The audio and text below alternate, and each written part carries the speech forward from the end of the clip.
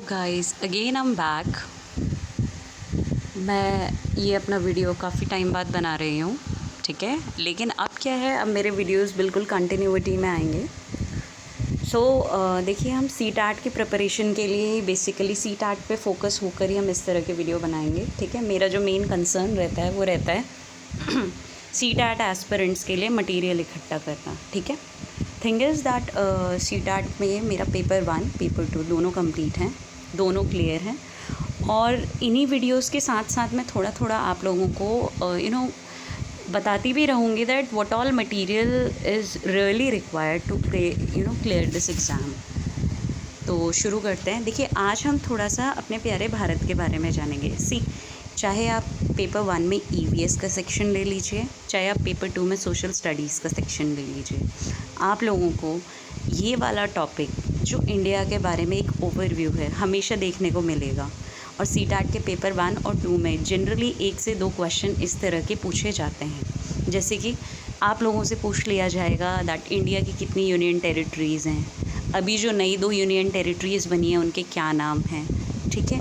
और इसके अलावा आपसे पूछा जा सकता है इंडिया के नेबरिंग कंट्रीज़ कौन से हैं, इंडिया में रिवर्स कौन कौन सी फ़्लो करती हैं। अपार्ट ये भी पूछा जाता है दैट कि रिवर सिस्टम होता है एक, लाइक हमारी रिवर की ट्रीटीज़ होती हैं। जैसे इंडस की हमारी ट्रीटी है, ठीक है। इंडस रिवर है, उसकी एक ट्रीटी है हमारी किसके साथ, पाकिस्तान के साथ। इसके अलावा हमारी एक ब्रह्मपुत्र की ट्रीटी है चाइना के साथ, इंडिया की चाइना के साथ, ठीक है। इसी तरीके से जो गंगा रिवर है इसकी भी ट्रीटी है हमारी किसके साथ, इसकी भी ट्रीटी है आपकी बांग्लादेश और इंडिया के साथ। तो इन सब पे हम जो है डिस्कशन करेंगे और मैं अपने वीडियोस बनाया करूँगी। सो आप सबसे रिक्वेस्ट है दैट आप मेरे वीडियोस को ज़्यादा से ज़्यादा लाइक करें और मेरे चैनल को सब्सक्राइब करें, सो दैट ऐसा कंटेंट मैं आप लोगों के लिए बार बार लेकर आती रहूँ। सो चलिए अब बिगिन करते हैं, शुरू करते हैं। देखिए, मेरे पास फ़िलहाल अटैचमेंट कुछ इस तरीके का है, ठीक है। यहाँ पे आप देख रहे होंगे, देखिए लद्दाख है, देन JNK, ये आपकी अब यूनियन टेरिटरीज़ बन चुकी हैं, ठीक है। और एक बात और, देखिए जम्मू कश्मीर के बारे में आपको थोड़ा सा सर्च करनी पड़ेगी। देखिए जम्मू कश्मीर में क्या होता है कि जम्मू कश्मीर अपनी स्टेट्स चेंज करता है 6-6 महीने के लिए। समझ गए आप मेरी बात। लाइक गर्मियों के 6 महीने में जम्मू कश्मीर JNK की जो कैपिटल रहती है वो जम्मू बन जाती है, और सर्दियों में जो है इट बिकम श्रीनगर, ओके। आप लोगों के लिए एक क्वेश्चन है, you have to tell me कि जैसे जम्मू कश्मीर में श्रीनगर एक प्लेस है, ओके। इंडिया में एक और ऐसा स्टेट है जहाँ पे you can hear this Srinagar name, okay. आपको मुझे बताना है कौन सी स्टेट में इस नाम का कोई सिटी है या टाउन है। चलिए अब आगे बढ़ते हैं। आप लोगों के लिए एक छोटा सा होमवर्क है, आपको ये मैप अपनी नोटबुक्स में ड्रॉ करना है। और देखिए, इन सारे स्टेट्स को थोड़ा सा ब्रीफली जानना है, लाइक राजस्थान की कैपिटल क्या है, हरियाणा की कैपिटल क्या है। इस तरह के क्वेश्चंस बहुत आते हैं, बहुत पूछने में आते हैं CTAT के पेपर्स में, ओके। और इस बार का जो पेपर है CTAT का वो एक्सपेक्ट किया जा रहा है। देखिए ये वाला जो CTAT का पेपर गया है दैट इज़ जो आपका अभी हुआ था, ठीक है, रिसेंटली, ये मार्च के टाइम पे, ये काफ़ी टफ़ आया था, सुनने में आया। तो होपफुली जो जून जुलाई का पेपर होगा आपका, ये जो आने वाला अपकमिंग आपका CTAT एग्ज़ाम है वो इस बार का इजी होगा। तो आप कोशिश कीजिए दैट आप इसी अटेम्प्ट में इसको क्लियर कर लें, okay, that too with great marks. चलिए अब आगे बढ़ते हैं, थोड़ा सा जान लेते हैं इंडिया के बारे में। इंडिया है क्या?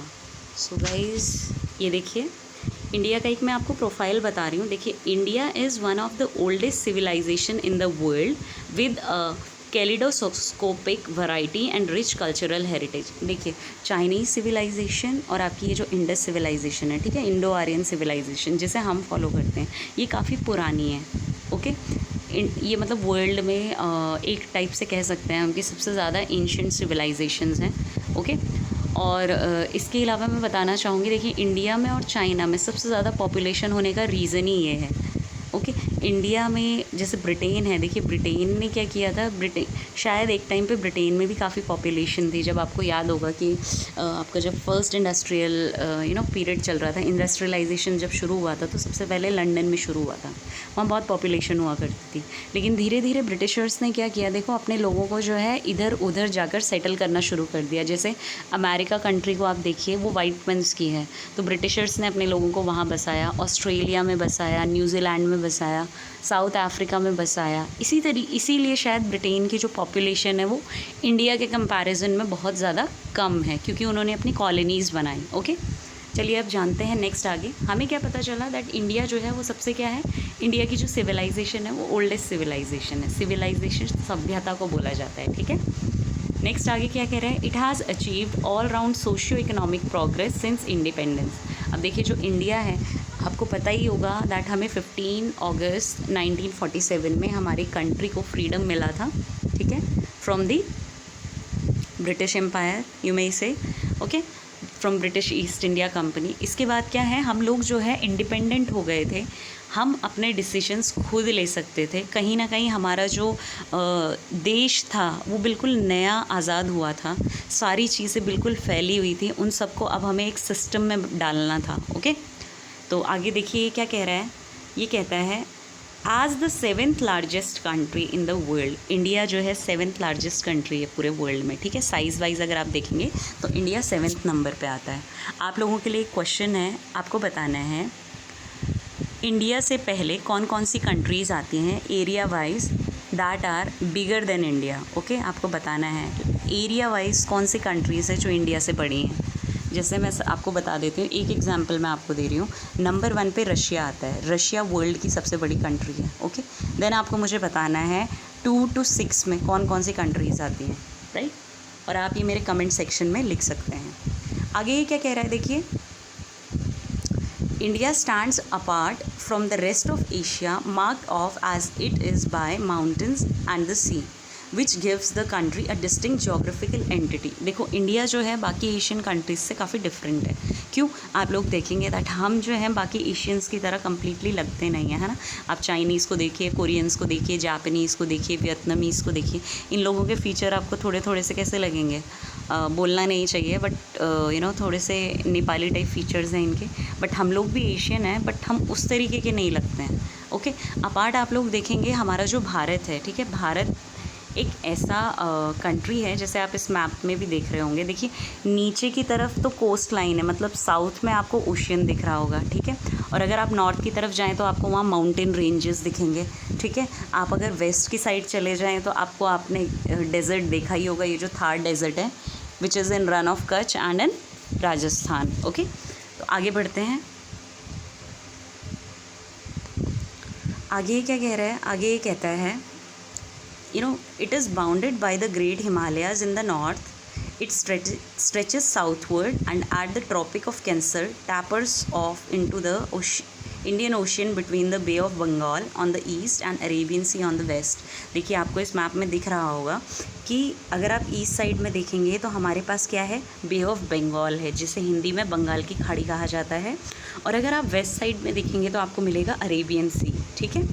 और अगर आप नीचे देखेंगे सबसे बॉटम में तो आपको दिख रहा होगा, देखिए सबसे नीचे श्रीलंका के सामने इंडियन ओशियन है, मतलब तीनों तरफ से हमारा जो इंडिया है वो पानी से घिरा हुआ है। ओके, यानी हमारे पास कोस्टल लाइन भी है हमारी।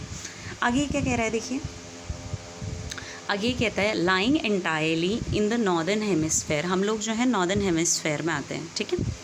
मतलब अगर आप अपने अर्थ को काट लें, ओके, अर्थ को सेंटर में से अगर हम काटें और इक्वेटर वाली लाइन से अगर हम देखें तो आपको पता होना चाहिए कि इंडिया के ऊपर ट्रॉपिक ऑफ कैंसर की लाइन जाती है, कर्क रेखा कहा जाता है हिंदी में, ठीक है। तो हम लोग जो है नॉर्दर्न हेमिस्फेयर में, अगर हम ट्रॉपिक ऑफ कैप्रिकॉर्न वाली लाइन में जाते तो हो सकता है हम सदर्न हेमिस्फेयर में होते, हम सदर्न हेमिस्फेयर में होते, ठीक है। और अगर इक्वेटर वाली लाइन में जाते, इक्वेटर वाली लाइन हमारे पास जाती, हमारी कंट्री से होकर गुजरती, तो हम लोग सेंटर में होते, ठीक है। आप लोगों को के लिए एक क्वेश्चन है, आप लोगों को बताना है नेम द कॉन्टिनेंट। आपको उस उपमहाद्वीप का नाम बताना है जिससे तीनों लाइंस आपकी होकर गुजरती हैं, जो कि है आपकी equatorial line, Tropic of Cancer and Tropic of Capricorn. Okay, आपको बताना है ये तीनों लाइंस कौन से कॉन्टिनेंट से होकर गुजरती हैं।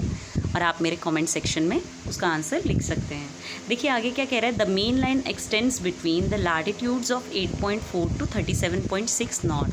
अब देखिए लैटिट्यूड्स क्या होते हैं और लॉन्जिट्यूड्स क्या होते हैं, ये टॉपिक जो है 6th क्लास की बुक में मेंशन्ड है। ओके, 6th क्लास की ज्योग्राफी का अगर आप चैप्टर देखेंगे, सेकंड चैप्टर, वहाँ पे आपको लैटिट्यूड्स और लॉन्जिट्यूड्स मिल जाएंगे। ठीक है, लैटिट्यूड्स को कहते हैं जब आप एक अर्थ जैसा आपने हेमिस्फेयर ले लिया, तो लैटिट्यूड्स होते हैं आपके हॉरिजॉन्टल लाइंस। ओके, और लॉन्जिट्यूड्स होते हैं आपके वर्टिकल लाइंस। ओके, और लॉन्जिट्यूडनल जो लाइंस होती हैं, बेसिकली हम ये जो है टाइम का जो अपना हम लोग लेते हैं, टाइम जोन लेते हैं, उसके लिए हम जो है लॉन्जिट्यूडनल लाइंस को जो है यूज़ करते हैं। ओके, आगे क्या कह रहा है देखिए, and measures about 32.14 kilometer from north to south. देखिए इंडिया का जो डिस्टेंस है, okay, from north to south वो है 300,214। ओके, 3214 किलोमीटर का है। और अगर आप ईस्ट टू वेस्ट देखेंगे तो 2933 किलोमीटर का है। मतलब क्या है, अगर आप नॉर्थ टू साउथ देखेंगे तो हमारे इंडिया का साइज़ बड़ा है as compare to east to west. Okay, आगे बढ़ते हैं। It has a land frontier of about 15,200 km. The total length of the coastline of mainland Lakshadweep Island and Andaman Nicobar Islands is 7,516.6 kilometre. Okay, देखिए ये हमारे क्या हैं, ये हमारे कुछ आइलैंड्स हैं, लक्षद्वीप, अंडमान निकोबार। आप लोगों के लिए एक क्वेश्चन है, लिखिएगा, what is the capital of Lakshadweep? You can write on my comment box. Okay, और उसके बाद आपको बतानी है what is the capital of Andaman and Nicobar. Okay, Andaman की अलग है और निकोबार की अलग है, और आप लोगों को बताना है। चलिए आज के लिए बस इतना ही रखते हैं। Thank you so much for the day, और मैं अपना अगला वीडियो जल्दी ही आप लोगों के साथ शेयर करूँगी, और प्लीज़ मेरे चैनल को सब्सक्राइब कीजिए। Thank you so much.